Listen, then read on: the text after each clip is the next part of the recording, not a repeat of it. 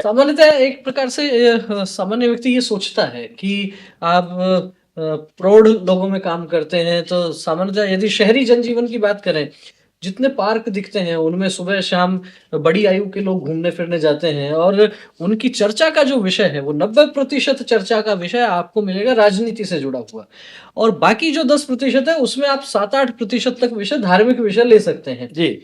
ये जो राजनीतिक चर्चाएँ इतनी होती हैं, उसके बीच आप किस तरह से संघ का विचार वहाँ तक पहुँचा पाते हैं? कैसी चुनौतियाँ रहती हैं?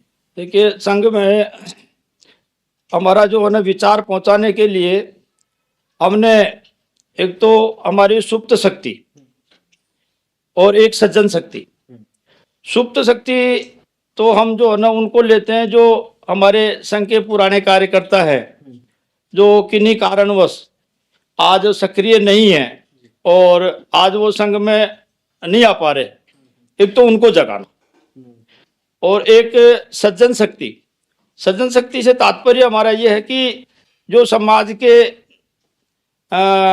वरिष्ठ लोग हैं, जैसे कोई भी धार्मिक प्रवचन करने वाले हैं, किसी भी संस्था के पदाधिकारी है, किसी भी संगठन के जो न मुखिया हैं, जैसे विकास समितियों के अध्यक्ष हैं, अलग अलग श्रेणियों में, तो ये सज्जन शक्ति में जो है ना हम उनको लेते हैं।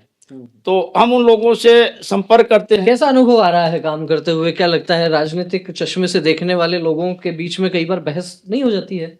आप संघ का काम करते हैं, भाजपा को सपोर्ट करते हैं, इस तरह के आरोप लगाते ही होंगे लोग स्वाभाविक रूप से। देखिए, समाज में सब तरह के लोग हैं और सब तरह की विचारधाराएं हैं, लेकिन सीधा सीधा हम जो है वो संघ के कार्यकर्ता हैं, हम राष्ट्र के लिए काम करते हैं, हम भारत माता के लिए काम करते हैं। कोई अनुभव है आपका ऐसा संघ का काम करते हुए कि जिसमें आपको थोड़ा सा कहीं विरोध झेलना पड़ा हो, कहीं लगा हो कि नहीं ये मैं काम तो सही करने के लिए गया था, लेकिन ये तो सारे जो सामने लोग आ गए, सारे विरोधी लोग हैं, कुछ सुनने को समझने को तैयार नहीं है?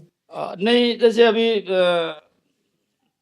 चुनाव हुए, मोदी जी के चुनाव हुए, तो लोकसभा के चुनाव हुए, उनमें हम गए, तो उनमें क्या है कि हम तो राष्ट्र के लिए काम करते हैं, हम समाज के लिए काम करते हैं और हम किसी को जाकर के ये नहीं कहते कि आपको फला पार्टी को वोट देना है।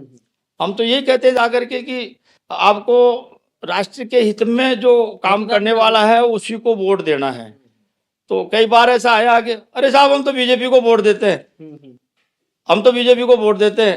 तो हम उनको कहते हैं, उनका जी देखो, जो राष्ट्र के लिए काम करता है, जो सनातन धर्म के लिए काम करता है, उनको वोट देना है, जो आपके लिए काम करता है उसको वोट देना है और 100% मतदान करना है और हमको वोट देना, हमारे परिवार को वोट दिलवाना, हमारे रिश्तेदारों को, हमारे दोस्तों को वोट दिलवाना, वोट से कोई वंचित नहीं रहे, ऐसा हम सबसे आग्रह करते हैं।